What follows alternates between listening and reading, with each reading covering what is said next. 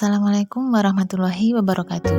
Berjumpa kembali dengan saya Fuji Utami dari SDN 3 Kemarjo, CGP Angkatan 10 Kabupaten Trenggalek. Di sini saya akan menyampaikan koneksi antar materi modul 1.4 tentang budaya positif. Di sini fasilitator saya adalah Bapak Nanda Wiratama dan pengajar praktik Bapak Rendra Handi Abdillah. Tujuan pembelajaran kali ini adalah 1. CGP mampu memahami keterkaitan konsep budaya positif dengan materi pada modul 1.1, 1.2, dan 1.3. Yang kedua, CGP dapat menyusun langkah dan strategi yang lebih efektif, konkret, dan realistis untuk mewujudkan budaya positif di sekolah. Berikut adalah keterkaitan konsep budaya positif dengan materi pada modul 1.1, 1.2, dan 1.3. Modul tersebut mengantarkan kita pada sebuah pemahaman bahwa seorang pendidik diibaratkan sebagai seorang petani yang memiliki peranan penting untuk menjadikan tanamannya tumbuh subur. Pendidik bertugas memastikan bahwa tanah tempat tumbuhnya tanaman adalah tanah yang cocok untuk ditanami. Kesimpulan mengenai peran saya dalam menciptakan budaya positif di sekolah. Seorang guru yang baik harus memiliki kemampuan dalam mewujudkan budaya positif di sekolah. Budaya positif dapat dijalankan dengan menerapkan konsep-konsep inti seperti disiplin positif, memahami motivasi perilaku manusia berkaitan dengan hukuman dan penghargaan, posisi kontrol seorang guru, pembuat keyakinan kelas atau sekolah, dan penerapan segitiga restitusi dalam penyelesaian masalah. Pertanyaan refleksi, pemahaman atas keseluruhan materi modul budaya positif. Sejauh mana pemahaman Anda tentang konsep-konsep inti yang telah Anda pelajari di modul ini? Saya telah memahami disiplin positif, teori kontrol, teori motivasi, hukuman, dan penghargaan, posisi kontrol guru, kebutuhan dasar manusia, keyakinan kelas, dan segitiga restitusi. Konsep-konsep tersebut memberikan gambaran sekaligus panduan tentang bagaimana mewujudkan budaya positif di lingkungan sekolah, sehingga tercipta suasana pembelajaran yang mendukung terwujudnya visi tujuan sekolah yang berpihak pada kepentingan murid sesuai filosofi pendidikan Ki Hajar Dewantara. Hal-hal yang menarik bagi saya dan di luar dugaan adalah 1. Tentang makna disiplin positif yang berarti kemampuan mengontrol diri bukan hukuman atau kekangan.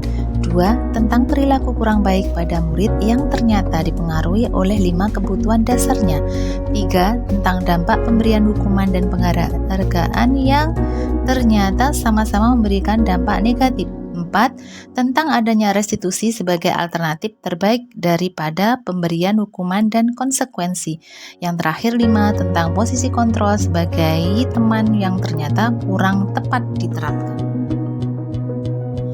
Perubahan apa yang terjadi pada cara berpikir Anda dalam menciptakan budaya positif di kelas maupun sekolah Anda setelah mempelajari modul ini? Yang pertama, awalnya saya berpikir bahwa hukuman dan penghargaan adalah salah satu cara yang efektif untuk menciptakan budaya positif. Setelah mempelajari modul ini, hukuman dan penghargaan kurang tepat untuk menciptakan budaya positif di sekolah. Ternyata hukuman dan penghargaan memberikan dampak negatif terhadap motivasi internal peserta didik dalam berperilaku baik. Yang kedua, setelah mempelajari modul ini, saya akan berupaya beralih dari hukuman dan penghargaan ke restitusi. Pengalaman seperti apakah yang pernah Anda alami terkait penerapan konsep-konsep inti dalam modul budaya positif baik di lingkungan kelas maupun sekolah Anda? Pengalaman mempraktekkan segitiga restitusi terhadap permasalahan yang dialami oleh peserta didik, seperti dalam kasus ketika ada peserta didik yang tidak melaksanakan keyakinan sekolah pada saat pelajaran maupun pada saat sholat jamaah zuhur. Kemudian pada waktu murid istirahat biasanya melakukan kesalahan, yaitu menyembunyikan sepatu temannya. Saya menyelesaikan masalah tersebut dengan langkah-langkah segitiga restitusi. Bagaimanakah perasaan Anda ketika mengalami hal-hal tersebut? Perasaan saya adalah merasa bersalah atas tindakan saya di masa lalu ketika belum mempelajari modul ini. Saya kerap memberikan hukuman dan penghargaan untuk menghadapi anak-anak yang berbuat salah ataupun ketika ada anak yang kurang termotivasi dalam belajarnya. Menurut Anda, terkait pengalaman dalam penerapan konsep-konsep tersebut, hal apa sajakah yang sudah baik, adakah yang perlu diperbaiki? Yang pertama, hal yang sudah baik adalah komunitas sekolah merespon baik tentang adanya penerapan budaya positif di sekolah. Adanya dukungan dari kepala sekolah, teman sejawat, termasuk kesediaan siswa untuk mewujudkan budaya positif di sekolah. Yang kedua, hal yang perlu diperbaiki adalah komitmen dan motivasi diri dari seluruh komunitas sekolah untuk terus mewujudkan budaya positif di sekolah. Sebelum pelajari modul ini, ketika berinteraksi dengan murid berdasarkan 5 posisi kontrol, posisi manakah yang paling sering Anda pakai dan bagaimana perasaan Anda saat itu? Setelah mempelajari modul ini, posisi apa yang Anda pakai dan bagaimana perasaan Anda sekarang? Apa perbedaannya?